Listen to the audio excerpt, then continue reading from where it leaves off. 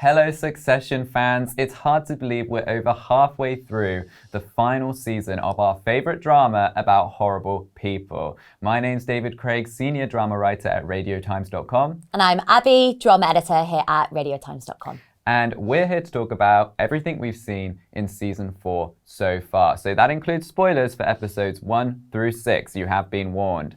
Now, Abby, let's kick off by just chatting about the most influential thing of the season so far. That is, of course, the death of Logan Roy.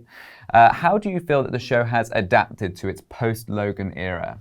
I think the show's coping really well. I was ready to say goodbye to Logan. I know a lot of people on social media and yourself, David, were disappointed that perhaps he'd exited in episode 3. That was earlier than a lot of us were anticipating. I think many of us were waiting for it to happen, but not at that early juncture. But I'm really enjoying the show without Logan. I think it's given it a much needed shake-up. I felt like he was starting to sound a little bit like a broken record. We'd heard it all before. There wasn't really much else we could get, do from that character. So I was quite happy to see the back of Logan. It's interesting because I totally get where you're coming from. I think definitely towards the end of episode 2, I believe it was, when he's trying to kind of court Roman away from the siblings.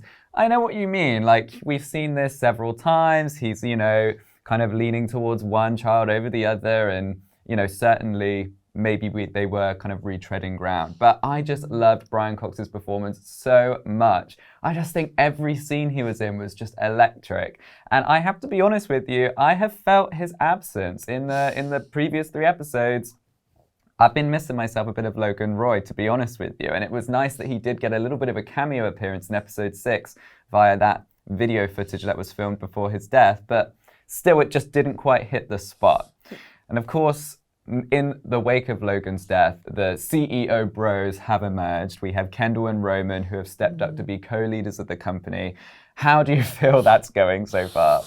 I feel like they're playing dress up. They're doing what they think CEOs should be doing, what important people, adults in charge should be doing. But I think the fact of the matter is, up until this point, they weren't really part of the company. They were on the periphery when their father was there, but he was very much keeping them sidelined. He didn't really want them involved. It was part of his game to pit them against one another and, who's gonna take over the company when I'm gone. But I don't think he actually had any real intention of handing it over to any of them, maybe at one point, but certainly not in later years. And I think, what we're seeing now is them without any real experience, any real direction, doing what they think they should be doing, but not really having a clue. It's very, very erratic. We saw that when Roman fired the head of the studio that's making that, is it Callispatron, that god-awful sounding terrible blockbuster film. Yeah. He then proceeded to fire Jerry, although, she's not going to take that line down. What are those decisions? What is that saying? He went into those situations not meaning to do any of that and coming out having done it. And I just feel like they're grasping at straws, saying yes to one another. They're in an echo chamber and it's only going to end in disaster, right? I think you're totally right. I think they are 100% cracking under the pressure. My theory from the very beginning of season 4 has been that this show is going to end with the Roy children in a pretty dire position. I think that there's a chance that they're going to tank the entire family business. I think they're going to humiliate themselves. I think they're going to show themselves to be the Nepo babies that they are, And I think that's very obvious with the decisions they've been making. As you say, they're so erratic. I mean, in the previous episode, it was like Kendall and Roman were both kind of suffering these manic episodes and just kind of acting completely irrationally. And we know Kendall has form, right? His mental health has never been the most stable. Any little thing could see him spiral. Shiv said in the last episode, or in this episode, sorry, he's got that gleam in his eye. We all know what she's alluding to. And Roman too, there's been speculation about, is he on prescription pills? Is he, popping his father's pills, the ones that spilt from Kerry's bag? What's going on there? Is he kind of in a obviously they're all in the throes of grief, but are they about to enter? Is that going to, head full throttle into something quite worrying and really destructive? It's interesting as well because you've had kind of mixed feelings about Shiv in the past, but it has to be said that over the last couple of episodes, Shiv has kind of emerged as maybe the more level-headed, maybe slightly more competent figure in the group. And of course, at the end of episode 6, she has a reconciliation of sorts with her soon-to-be ex-husband, Tom. Seems like they're going to form some kind of alliance to, take back some power in the company. I mean, where do you think that's all headed?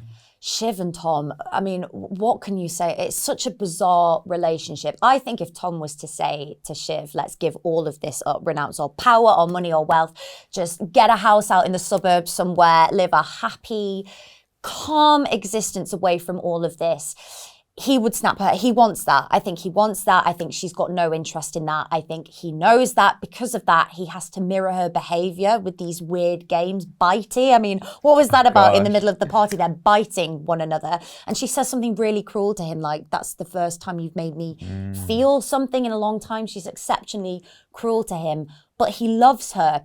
And I think he will just keep on going along with this if it means keeping her by his side. But in the past, we have seen him step out of that dynamic. He did betray her.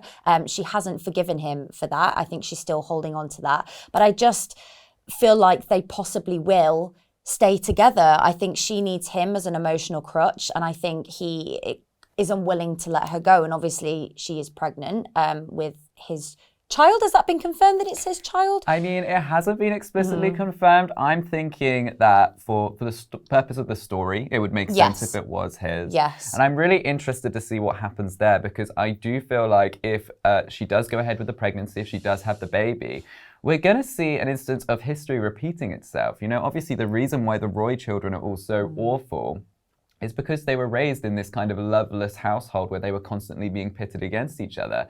And I think Shiv and Tom, as parents, would act just as Logan and his wives have done, where they would basically just be incredibly emotionally distant, incredibly uncaring. And I mean, I think it would just be awful. And then you just have another generation of kind of disturbed, wealthy people coming down the pipeline. Repeats itself. The reason they are the way they are is because their mothers didn't want to know them. They were distant. And Logan pitted them against each other, and that's all he's ever done. So I can't see how Shiv having a baby, how that child would be raised in an environment which would nourish them rather than tear them down and turn them into a version of Shiv and her brothers, which is very cheery.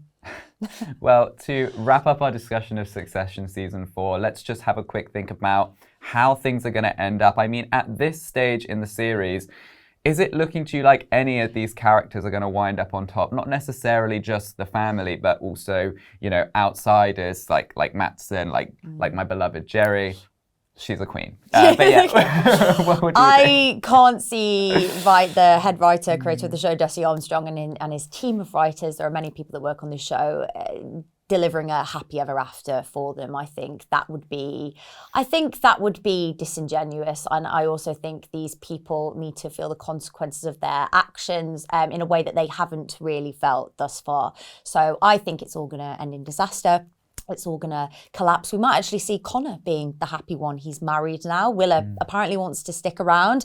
He seems quite content. Perhaps he's going to be the one. If we're talking about the happiness stakes, he's not involved in the business side of things. Perhaps he's going to be the one that feels secure and fulfilled. As for Matsson, he could, you were saying before, you feel like he's all in on this business deal now out of spite, but he could just so easily walk away because he's erratic. It's all a big game to him. He doesn't really need this. He just wants it. I could see him getting bored and thinking, this is too much for me, and dropping everything and walking away into the sunset. How about you? Well, I think that's definitely a possibility. And I think, as I said, my theory is that the Roy children are going to end this season in a bad way.